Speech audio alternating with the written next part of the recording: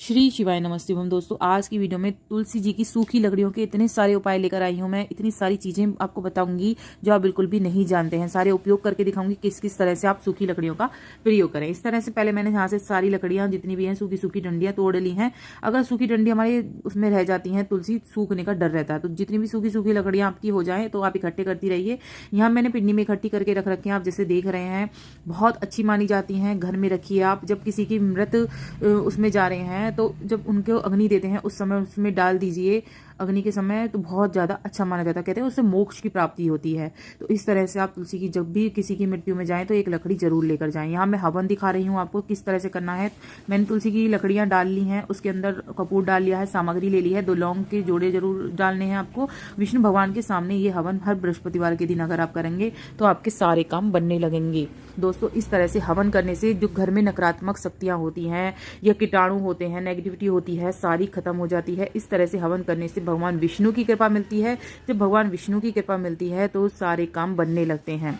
इस तरह से आपको हर बृहस्पतिवार को या हर एकादशी के दिन जरूर करना चाहिए। और तुलसी जी की जो लकड़ियां हैं वो रविवार को भी नहीं तोड़नी है, ना एकादशी को तोड़नी है। आप पहले से ही इकट्ठी करके रखें, जैसे यहाँ मैंने अपनी पिन्नी के अंदर रख रखी है। जब भी आपको यूज करना हो तो इस तरह से यूज करें। यहाँ मैं दूसरा तरीका बता रही हूँ किस तरह से करना है। आपको दिया तैयार करना है।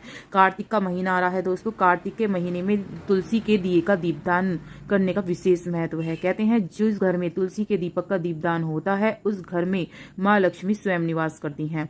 यहाँ पर मैंने तुलसी जी के दीपक ले लिया है। तुलसी जी की लकड़ी का देख लीजिए आप किस तरह से बनाया। धागा जो मिलता है सूत का, जिससे 365 बत्ती बनाई जाती है, वो मैंने यहाँ पर ले लिया है और इस तरह से लपेट कर मैंने जला के आपको दिखा दिया है। दूसरा तरीका मैंने रुई से बताया है। रुई से भी बहुत ईजी होता है ये बनाना। इस तरह से आप रुई से भी बना सकते हैं। दोनों ही बहुत अच्छी तरह से जलते हैं, पूरे जल जाएंगे, आपको पता भी नहीं लगेगी। इससे घर की नकारात्मक शक्ति के साथ साथ जो हमारी माँ लक्ष्मी की कृपा बरसती है, भगवान विष्णु बहुत ही जल्दी खुश होते हैं।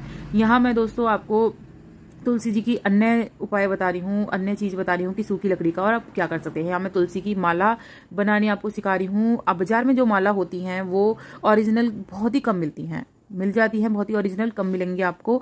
आप अपने घर में ही इस तरह से माला तैयार कर सकते हैं। यहाँ मैंने थोड़ी थोड़ी मोटी मोटी लकड़ी की लेनी है तुलसी जी की, अच्छी से सूखी हुई लकड़ी हो, और उसे मैंने हल्का सा छील लिया है चाकू की मदद से। और छीलने के बाद मैं बारीक सुई से इसे इस तरह से पिरो लूंगी। बहुत ही अच्छी माला तैयार हो जाती है और इसका उतना ही पुण्य मिलता है जितनी और मालाओं का मिलता है। कहते हैं जिसके गले में जो वो होती है तुलसी माला होती है, उसके जो आत्मा पवित्र रहती है, उसके अंदर जो नेगेटिविटी है वो प्रवेश नहीं कर पाती है। वो हर चीज में, हर कहते हैं ना कामयाबी में हिस्सा बनती है। तो आप अगर गले में पहनते हैं तो आपको कामयाब होने से कोई नहीं रोक सकता। इस तरह से आप जरूर तुलसी जी की माला बनाइए। अगर पहननी है तुलसी जी की माला तो ओरिजिनल पहनिए, नहीं तो आपको पहननी ही नहीं चाहिए। और दोस्तों, जैसे कि मैंने बताया था कि मैं हरी चंदन भी इसमें सिखाऊंगी आपको वीडियो में। तो हरी चंदन में से मैंने बनाया है, उसके अंदर से थोड़ा मोटा मोटा निकल गया है। तो इस तरह से आपका जैसे ये मोटा मोटा चूरा सा होता है निकल जाए तो इसकी आप सामग्री बनाकर एक डिब्बे में रख लीजिए, जो आप हर गुरुवार या एकादशी के दिन जलाएंगे। तो यहाँ मैंने उसके अंदर थोड़ा सा कपूर, थोड़ी सी लौंग, सब चीज़ें मैंने एक साथ मिक्स करके रख लिया है और मैं अपने हर बृहस्पतिवार को आराम से जला सकती हूँ। यहाँ मैं आपको गीला चंदन सिखा रही हूँ। कहते हैं जब जो कोई भी अपने किसी कोर्ट कचहरी में जा रहा है, किसी विशेष चीज में जा रहा है, अगर इस चंदन को अपने माथे पर तिलक करके जाता है तो वो विजय ही प्राप्त होता है। दोस्तों, इसे हरी चंदन कहते हैं। आपने सुना होगा हरी चंदन, हरी चंदन, तो यही होता है हरी चंदन। ये कहते हैं जब कृष्ण जी के, जब हम अपने लड्डू गोपाल के हरी चंदन लगाते हैं तो बहुत ही ज्यादा मुस्कुराते हैं लड्डू गोपाल, हमारी बहुत ज्यादा कृपा बरसाते हैं। इस तरह से मेरे पे गोपी चंदन रखा है। यहाँ पे इसके अंदर मैं थोड़ा सा ये सूखा चंदन मिला के इस तरह से तिलक करूंगी। ये तिलक आपको अपने भी करना चाहिए, इससे मन भी शांत रहता है और जो आपकी जो अंदर नेगेटिविटी होती है, नकारात्मक शक्तियां आपके अंदर अटैक करती हैं, वो आपसे दूर रहती हैं। हर चीज में आपको कामयाबी मिलती है। यहाँ मैंने आपको दिखाया नहीं कि मैंने जो चूरा बनाया था उसको मैंने छान लिया है। छानने के बाद थोड़ा मोटा मोटा जो होता है चूरा वो तैयार हो गया। एक डिब्बी में, यहाँ डिब्बी में मैंने भर के रख लिया है छान के, और उसको मैं अपने इसके गोपी चंदन के डाल कर इसको प्रयोग करती रहूंगी। दोस्तों, तुलसा जी का विशेष महत्व होता है। कहते हैं जिस घर में तुलसा जी रहती हैं वहाँ नकारात्मक शक्तियाँ कभी भी जन्म नहीं लेती हैं।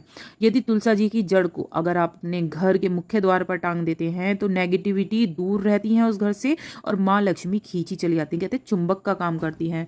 तो इनकी जड़ तक को आपको नहीं फेंकना है। अगर तुलसा जी आपकी सूख गई हैं, जड़ आप निकाल लीजिए और जड़ को आप किसी भी एक लाल कपड़े में बांधकर अपने मुख्य द्वार पर टांग दीजिए। आपको बहुत ज़्यादा लाभ होंगे, चमत्कारिक फायदे होते हैं तुलसा जी के पत्ते के, तुलसा जी की लकड़ी के, तुलसा जी की हर चीज़ में एक अन्य होती है जो होती है।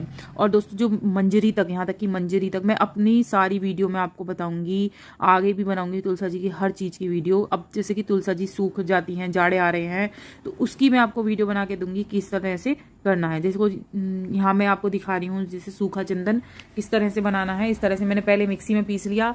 याद रखें जब मिक्सी में पीसें तो लकड़ियों को अच्छी तरह से सुखा लें, गीली लकड़ियाँ ना हो, इससे अच्छी तरह से नहीं पिसता है। तो आप पहले धूप लगा के लकड़ियों को अच्छे से सुखा लीजिए और इस तरह से आप एक डिब्बी में भरकर रखिए और जब भी प्रयोग में आए तो थोड़ा सा निकाल कर और उसके अंदर जो भी चंदन आपके घर में हो उसे लगाकर प्रयोग करें। जैसे कि दोस्तों आपने देखा, ये मैंने आपको दिए बताए हैं कि किस तरह से जलाने हैं और इस तरह से ही कार्तिक के महीने में अगर आप दिए जलाएंगे ना, उससे विशेष फल की प्राप्ति होगी। और भी जैसे कि सूखी तुलसी के बहुत सारे उपाय मैं और भी बताऊंगी। सब्सक्राइब जरूर करके रखिएगा चैनल को, जो सारी वीडियो बताऊं। और जैसे कि जाड़ों के महीना आ रहा है तो इसमें क्या होता है, तुलसा जी हमारी सूख जाती हैं। अपने घर में 3 से 4 तुलसा जी जरूर लगा के रखिए। कहते हैं ना, तुलसा जी जैसे अगर कोई विपदा आती है तब भी सूख जाती हैं, तो 3-4 तुलसा अपने घर में जरूर लगा कर रखिए कि कभी भी मतलब तुलसा की हमेशा छाया हमारे घर पर बनी रहे। तो इसलिए तुलसा जी हमेशा अपनी ज्यादा से ज्यादा लगा कर रखिए। और सारे मैं उपाय दूसरी वीडियो जो डालूंगी मैं उसमें बताऊंगी कि तुलसा जैसे कि सूख जाती है, उन्हें ना सूखे जाड़ों के महीने में आपको क्या क्या करना है। अगली वीडियो का जरूर इंतजार करिएगा। और इसमें आप सूखे जो सूख जाती है तुलसा, उसके सारे मैंने विधि विधान आपको बताए हैं, क्या क्या आप सूखी तुलसा से कर सकते हैं। तो आपको कभी भी तुलसा जी बाहर वगैरह जैसे फेंक देते हैं, पार्कों में फेंक देते हैं, इधर उधर फेंक देते हैं, बल्कि आपको क्या करना चाहिए, पार्क में सूख जाती है उन्हें भी आप लकड़ी लाकर उन्हें प्रयोग करेंगे तो इससे घर की जो नकारात्मक शक्तियां हैं वो सारी खत्म हो जाती हैं।